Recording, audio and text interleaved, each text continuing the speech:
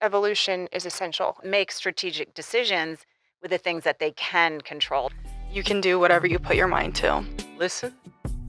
Always listen. It's a lot of hard work, but you have to have a passion for it. Don't be afraid to enjoy your success a little bit here and there.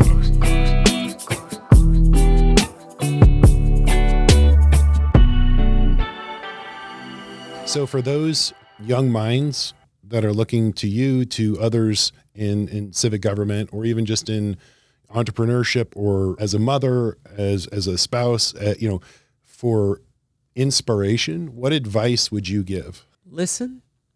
Always listen. I'll take this to my job. I always say my job is to listen, to research, and to work with my colleagues. Okay. So yes, I'm going to listen. And sometimes when people say, I understand they believe it deeply, but as I research, I find the fallacy in the premise of their thinking. So you've got to listen, because everyone has something to teach you. That's very true. Everyone does. And when they talk about who's your mentor, or who might be your, who has been your mentor, everyone is to some extent or not. It could be your boss. It could be your children. It could be the person who gave you change that morning when you purchased something.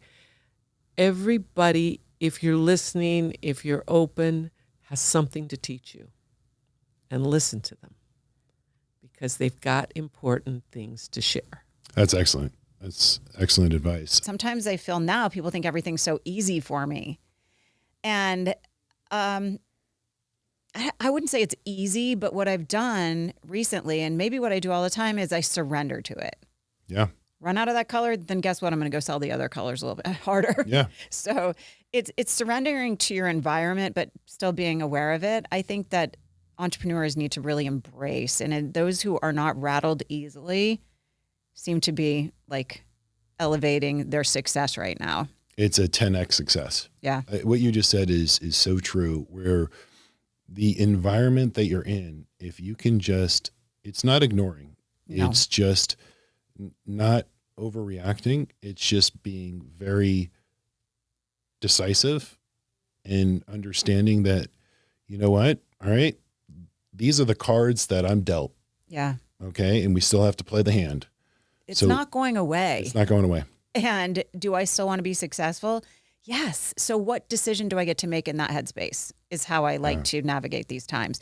And I hope I share these things with the girls that I mentor so they feel secure and they can surrender to the things they can't control, but make strategic decisions with the things that they can control. That's success. Yeah. That's so powerful. That's great advice. I had my first trial as an attorney where it was very clear. And I literally was told, oh, look at you. You're so cute. Little Barbie trying to be an attorney. Wow. And I thought that could have been a moment where I could have, had the boo-boo lip and cried or been upset. Because it's very emotional when you first start practicing law. There's so much you don't know. The stakes are so high. Right. And everyone expects that you know everything because you have a degree and, you've passed the bar. So I just said to myself, okay, wait to see what I accomplish when you're not watching. And so that's when I started channeling. I'm a female attorney and I'm going to hone those skills. So I'm going to be super sweet. I'm going to be polite. I would even act like I was not dumb, but I'm not really sure. Where is the policy or where does it say in this regulation that my client's not entitled to this particular service? Oh, well, I couldn't find it. Let me show you it. Oh, it's not there? Oh, well, maybe it's here. And I would go through that scenario and they would admit things because they were like, you're so polite. Right. And there was like, they were trying to help you because you look like, I had long, really blonde hair and, I looked young. But, I won that particular case despite the opposing counsel and the judge. They were talking about their golf over the weekend. They were part of the same club. Boys club. Yeah. So, I felt like it was up against me when you already had a huge challenge from a legal perspective. Oh, great. Now I've got their buddies. They think I'm playing. They don't even think I'm serious. They don't even recognize me as an actual attorney. Yeah. That's crazy. The thing is, too, when you keep going, you recognize, and I'm sure maybe some of the viewers will relate to this, or maybe it's inspiring for them to keep going on the path that they're going, because sometimes what happens is we're going, and we get diverted into a different direction that we didn't expect. But that direction of where it ends up taking you is better than where you even saw yourself going, which is really cool. I mean, I can't begin to tell you how many countless times that's happened, but it's because I kept going and I didn't lose my momentum. Virginia, let me ask you this. For any young woman or person wanting to get into your field today, what advice would you provide? I would definitely say give it a chance. Give it at least 2 to 3 years of working your butt off and really figuring it out. I would also say that it's not like the Food TV network. It's not like Bravo. It's not glamorous. I mean, it's hard. It's grueling. It's kind of like when you go to watch a play. You only see the stage, right? That's the dining room floor. But there's a whole production out back that's going on that's a secret to the viewers. It's kind of like that. It's a lot of hard work, but you have to have a passion for it, and you have to thrive under pressure. It can't just be this fantasy that you have that you want to be Martha Stewart because you saw her on she has a cool show on TV. It's not like that at all. And if you ever watched her documentary too, she went through a lot of stuff. So you got to really have perseverance. You have to keep going. You're going to have hard days. Learn from your mistakes. Keep your ego out of it. And just push forward and give yourself some grace. The most important thing is learning to evolve. I think as a human being, as a wife, as a mother, as a business owner, I think evolution is essential, and just being prepared for it in the best way you can, but also just allowing it to happen and take its course and expecting it. Gave me the feeling like, you can do this. Yeah. Like, people do this, and be brave and just try it. And what's the worst thing that can happen? Because we really learn from the places where we make mistakes, right? Where you step in it, that's going to really stick with you. Yeah. And I tell this to my kid too all the time. I'm like, it's not about falling down. You're going to. It's about how you get back up. You can get down. Don't stay down. And my dad has a colorful expression, which is, kid, it's okay if you step into it, don't stand in it. Awesome. And So true. Yeah. And so, it's a lot of trial and error. And you look for the people. You look for guidepost people that can kind of give you that one piece of the puzzle that you put together. I learned a lot from working at Four Seasons because I always worked with people that were older than me and had been there. Four Seasons also has like an amazing way of keeping people for a long time. So I'd always worked with very senior staff. And I just realized that if you just say like, hey, I don't know what I'm doing here. What do you think we should do? Get them involved and like realize that they are the experts in a lot of ways, because yes, I'm educated. Yes, I worked at a great company, but I had never worked at Wally's, and I had never worked in a pandemic or outside. No one has. So it was like, don't come in acting like you know it all. You have this fancy education and you can do it all. I was just like, okay, guys, what are we going to do? This is my plan. What do you guys think? That's great leadership skills, though. I mean, just to get the buy-in, having the humility and the ability to say, you know what, you have the experience. How has this been done? Yeah. And then you can overlay sort of your insight, or you work through it together. That's such great training. We worked together, and that was really the only way we survived. We just did it together. That's awesome. So I definitely have talked to people about what I want to do, and I'm like, I would love to become a surgeon. And their response is always, well, have you considered PA school or nursing school? It's a lot less of schooling, and you'd make a lot of money. All these other options that you could be that are more female dominated in the medical field. If I can be more successful, why wouldn't I? So it doesn't offend me, but I just am confused as to why that would be an alternative or an option that they would propose to me when that is my initial, this is what I would like to be. It makes it feel like I'm shooting for the stars when really for any other possibly man would be like, wow, good for you. I feel like there would be no pushback on that. one advice that I would give to my younger self is there are going to be so many people telling you no.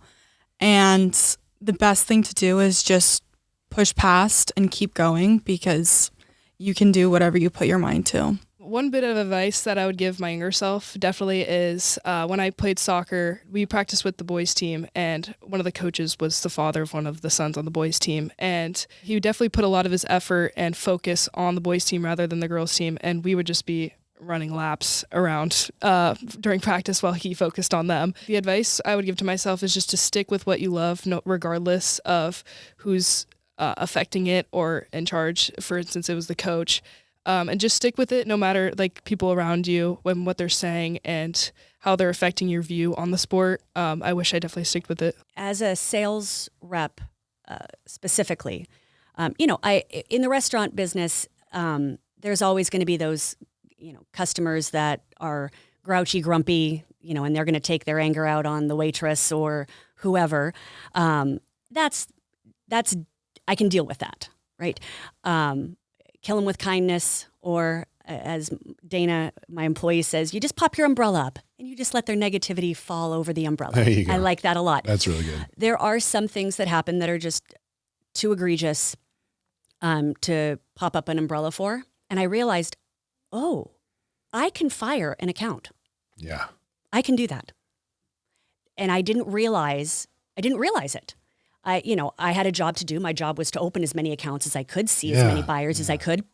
And that was pivotal, because I realized, oh no, I don't have to take this. Yeah. Oh no, this is absolutely not appropriate. When I moved to Napa, a very well-known restaurant, very well-known buyer in the area, used to text me horrific images of himself, of women in the adult film industry that he said I looked like. And once again, and I, by this point I'd been in the business long enough where it was like, nope. Yeah. And we're done here. Yeah. And that was really confidence building to know, look, I'm not just some tart going around slinging a wine bag. Yeah. I know my stuff and I'm good at my job. And if you want this type of relationship with a sales rep, it's not me. So you go find somebody else, and I'm going to go darken another doorstep. And it was just a powerful feeling. Well, thank you for sharing that. It's, wow. Two powerful stories. But it's great to know that you had the support, but also the strength within to say, nope, we're done. We're done. This is terrible. I think what's important is to believe in yourself and to have integrity and have values and know when to walk away. And know when certain things happen, like with certain things that happened to me, where I've lost a couple jobs because of my integrity and because of my value system and standing up for things that I thought were important. And I don't regret it, because a lot of times people say to me, like, would you do that again? And there was a situation where one of my associates was being wrongly accused of something. And I was told to, stay out, just stay out. And I said, well, I can't stand there and watch something happen that's not right. And so I didn't. And so what was said to me is that you don't fit in, because you were more loyal to an associate than you were loyal to the company. And a lot of people I know are not in positions where they could do that. And I think that's happened to me twice in my career. And I would just tell another woman that it's really important to stand up for your values and what you think is morally right. And if you lose a job over that, then maybe that just wasn't the job for you to have. And maybe you weren't supposed to, like it was said, well, you don't really fit in. Well, maybe I didn't. I got a question for you. What financial advice would you give your younger self? I was the kid that saved the first dollar I ever made.